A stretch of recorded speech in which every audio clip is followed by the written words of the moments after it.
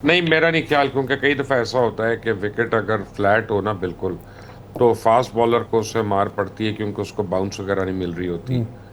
लेकिन जो ज़रा मीडियम पेसर्स होते हैं या मीडियम फास्ट होते हैं, वो उसी विकेट पे they can do well, they do better at times, जी। बिकॉज बॉल रुक के आती है फिर। वो एकदम से आती नहीं है वहां पे। अगर विकेट स्लो डाउन कर रही होगी तो जो मीडियम पेसर है आपका, वो कई बारी वहां पे ज्यादा बेहतर भी परफॉर्म कर लेगा। पाकिस्तान ने ये सोचा होगा, मैं सोच की बात कर रहा हूँ, मुझे पता नहीं है। इंडिया को क्लास स्पिनर्स खेलने की आदत है, तो वो शायद उनको बड़े आराम से खेल लेंगे। लेकिन अगर हम ऐसे बॉलर्स रखते हैं जिनकी बॉल विकेट से रुक के आएगी ऊपर और बल्ले पे पूरी नहीं आएगी, तो वहां पे हमें शायद ज्यादा चांस मिले। देखिए, आप जब भी टीम कॉम्बिनेशन करते हैं ना उमर, तो एक फैक्टर होता है उसमें सिर्फ, वो होता है उम्मीद का, होप का। आप उम्मीद करते हैं कि यार ये जो आप कॉम्बिनेशन खेल रहे हैं ये चल जाएगा।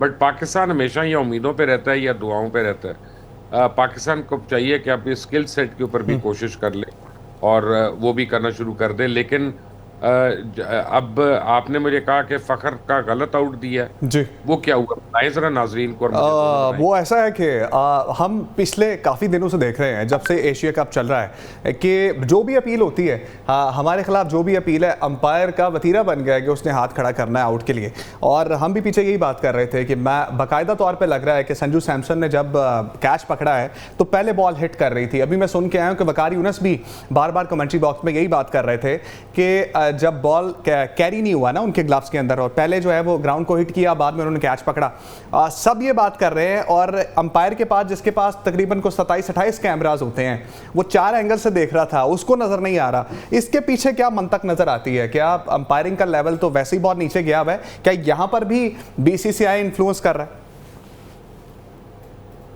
बीसीसीआई का इन्फ्लुएंस तो बहुत ज्यादा है, लेकिन एशियन क्रिकेट के जो टाइगर हैं, जो प्रेसिडेंट है, वो तो मोहसिन नकवी हैं। तो हमें किसी और से कॉन्स्पिरेसी थ्योरी पे जाना नहीं चाहिए। But fact of the matter is के अम, हो सकता है वो जायज आउट हो सकता है वो आउट सही ना हो। लेकिन ये एक्सपेक्ट करना कि इंडियन विकेट कीपर स्पोर्ट्समैनशिप का मुजाहरा करेगा, वो ज्यादती की बात है। इंडियंस जो हैं वो तो ऑन द होल उन्होंने टूर्नामेंट में दिखाया कि दे आर टेरेबल स्पोर्ट्समैन। अब तो हर्षा भोगले भी कहना शुरू हो गया अब कि जो इंडियन टीम ने किया हाथ ना मिलाकर, वो बहुत घटिया हरकत की थी। And you know he is proud of it. Ricky Ponting ने सबसे पहले इसको पॉइंट आउट किया था। लेकिन अब आपको बताऊं कि अब आपने जो मुझे बताया, से लग रहा है कि फखर ओपन करने आए हैं। जी, फखर ओपन अगर कर ऐसा रहे है तो देखिए, ये पहले दिन से हम लोग बात करते होते थे कि फखर को आप टू डाउन क्यों लेके आ रहे हैं। आप एक ओपनर का बेड़ा कर कर रहे हैं और टू डाउन के ऊपर प्रेशर कर रहे हैं, और उसके पास पावर प्ले रह नहीं गया खेलने के लिए, तो वो क्या खेले। यहाँ पे आपने उसको 2 ओवर दे दिए, उसने 2 ओवर्स में आपको 4-5 शॉट्स मार के दिखा दिया कि जो ट्रैक है वो कितना इजी है और खेलना कैसे है। अब अगर इतना इजी ट्रैक है, तो देखना यह है कि जब इंडिया सेकंड बैटिंग करता है, तब तक की विकेट ऐसी ही रहती है, बाउंस वगैरह में इवन रहती है कि ये अनइवन हो जाती है या लो रहना शुरू हो जाती है। तो जो इंडियंस ने टॉस जीत के आपको बैटिंग कराई है, इसका मतलब वो समझते हैं कि विकेट जो है इजी हो जाएगी और खेल के साथ साथ, और ड्यू फैक्टर आपको फील्डिंग में तंग करेगा। तो अगर ये रिवर्स हो गई, विकेट इसने इजी ना रही, तो फिर ये इसके गले में पड़ जाएगी ये चीज। और ये जो फैक्टर है ये काफी इफेक्ट करेगा लोगों को। बट ऑन द होल देखें, पाकिस्तान में हमें 2 प्रॉब्लम्स हमेशा रही हैं। ये मैंने देखी थी जब हमने अपने बड़ों के साथ क्रिकेट खेली थी। तो उन्होंने 2-3 बातें हमें बताई थी कि आपकी जब टीम कमजोर होती है, दूसरों की टीम स्ट्रांग होती है ना, तो उनको कंटेन करने की कोशिश मत करें, आउट करने की कोशिश करें, अटैकिंग रखें अपने आप को। कि आप स्लिप रखते हैं, आप गली रखते हैं, आपको पता है कि चौका निकल सकता है, लेकिन आप पकड़ भी सकते हैं फिर वहां पे। तो ये आपके बॉलर्स को ठीक भी है मुबशिर कॉन्फिडेंस। साहब, एक कॉल आई है हमारे पास। कासिम हमारे साथ हैं मुल्तान से। कासिम, मैच आप देख रहे होंगे, क्या कहना चाहेंगे आज के मैच के हवाले से? बस जी ये कहना, वो जिसका खतरा नजर आ रहा है, जो अपील हो रही है वो कबूल हो रही है। आप देखें कि वो फखर जमान हमारे फौजी साहब को जो मिलते तो वो बहुत अच्छा परफॉर्म करते हैं, लेकिन इस दफा उनको मौका नहीं मिला और उनको आउट करार दे दिया गया, साफ नजर आ रहा है। तो इस पे बात करके बताएं हमें, मुबशिर लोग से पूछें और वो भी बताएंगे क्रिकेट एक्सपर्ट क्या कहते हैं कि क्या ये वाकई आउट था। तो यही लग रहा है कि ये आउट नहीं था। मुबशिर साहब, कासिम फ़खर ज़मान के आउट के हवाले से पूछना चाह रहे हैं। वो कह रहे हैं कि समझ नहीं आ रहा हमें कि फ़खर ज़मान का आउट दे दिया है। क्रिकेट एक्सपर्ट्स क्या कहते हैं आपके ख्याल में, क्या ये वाकई आउट था? असल में मैंने देखा नहीं है ना जी। मैं तो बैठा हूँ पोर्चुगल लिस्बन में इस वक्त बैठा हूँ। मैंने देखा नहीं, लेकिन मैं आपको एक बात बड़ी क्लियर बता सकता हूँ कि अगर वकार यूनस कह रहे हैं कि वो नॉट आउट था, तो मेरे पास उसको यकीन मानने में वकार साहब की बात के अलावा कोई चारा नहीं है। और मैं आपको कन्विक्शन से कह सकता हूँ कि फिर वो नॉट आउट थे। और ये इस पे मुझे बताएं कि क्यों नहीं पाकिस्तान रिव्यू में क्यों नहीं गया। ये भी तो एक बड़ी इंपॉर्टेंट बात। हम रिव्यू में गए थे मुबशिर साहब, और लेकिन वही हुआ कि थर्ड अंपायर के पास, मैंने जिस तरह कहा ना, 27-28 कैमरे होते हैं, 4 एंगल्स हैं, लेकिन उसने देख के भी आउट दिया। चले फिर आउट होगा, इसका मतलब है इतना भी नहीं होता जिंदगी में कि थर्ड अंपायर भी आपको गलत out they they. May be हम जिस एंगल से देख रहे हैं वो डिसेप्टिव एंगल है। ठीक है, अब let's play on the game, क्योंकि फखर के अलावा भी तो 10 लोग हैं, उन्होंने भी तो खेलना है। फखर ने ठीक है बड़ा अच्छा स्टार्ट दिया, बट दैट इज हिस्ट्री। वो आउट हो गए, he is back in the Pavilion. अब आगे आने वाले क्या करते हैं। आज मैं आपको बताऊं कि बड़ा मेक और ब्रेक फैक्टर जो है ना, वो साइम अयूब का होगा कि साइम अयूब कितनी देर विकेट के ऊपर रहते हैं, और क्या अपना खोया हुआ कॉन्फिडेंस जो है वो वापस आता है उनका, कि रीगेन करते कि नहीं करते। क्योंकि साइम अयूब जो है, इज अ मैच विनर। अकेला एक बैट्समैन जो है वो मैच विनर हो सकता है। ऑन तौकीर हमारे साथ शकरगढ़ से मौजूद हैं। तौकीर, क्या कहना चाहेंगे? मैच आप देख रहे हैं और फ़खर ज़मान आउट हुए हैं, साहबजादा फरहान और साइम अयूब खेल रहे हैं। मैं बस ये कहना चाहूंगा कि आप अच्छी अच्छी बातें करें, लेकिन कोशिश करें कि इनको नजर ना लग जाए, ये ऐसे खेलते रहें और मैच करें। यार ये देखें तौकीर, ये बताएं कि हमारी टीम है जिसको नजर भी लगती है और हमारी लगती है, ये दूसरों को नहीं लगती। अगर हम कहें कि यार वो विराट कोहली बड़ा अच्छा खेल रहा है, तो वो और अच्छा हो जाता है, उसको नजर नहीं लगती है।